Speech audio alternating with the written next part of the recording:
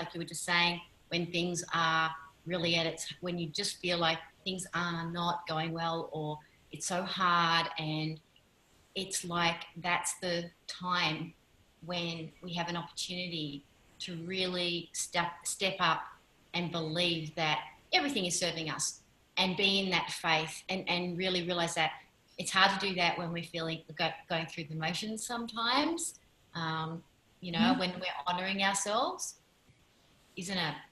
Oh yeah, it really is. And I'll share a little experience that happened to me last year. I had this really strong calling last year. Is it okay if I share the story? Oh, go for it. Yes, you okay. bet. Anywhere you want, sweetheart. I do a lot of other things besides, spiritual mentoring and all that jazz. And there's a particular modality I've been studying for 10 years, 8 years, whatever it is.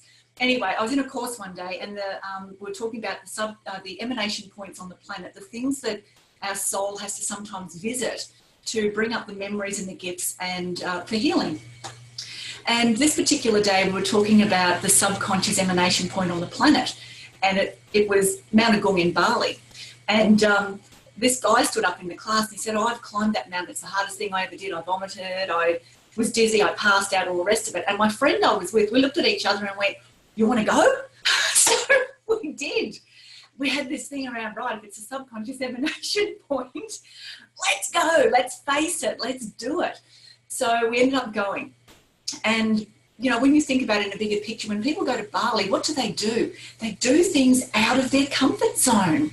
They go and experience things out of their box. There's so many opportunities. So we went on this journey. And this is the thing, we climbed the mountain. It was by far the hardest thing I've ever done in my life, but it was amazing. And that's a whole other story.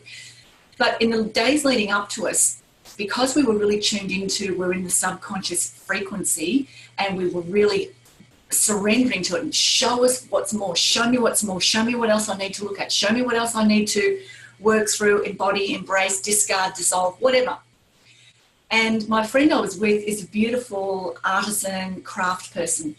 And we happened to be in Coon. We went to this area, and they were doing the traditional way of doing batik, where they use the wax and you draw it on with these really funny little contraptions with the wax in it, and then, you paint over it.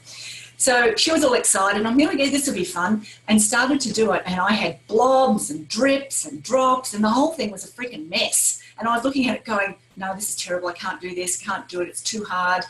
And I gave up. And I said to my friend, oh, you're really much better at this. You do it. I'll just sit over here and play over here. That's fine.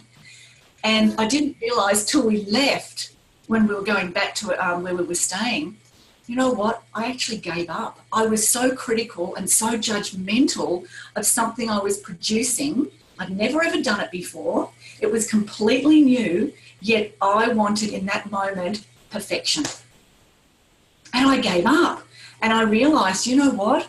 How many of us do this? We think when the times get tough, maybe I'm not meant to be doing this and I'll step away. Sometimes that moment just before the breakthrough is the hardest, darkest, loneliest place that you can be in. And then the breakthrough happens.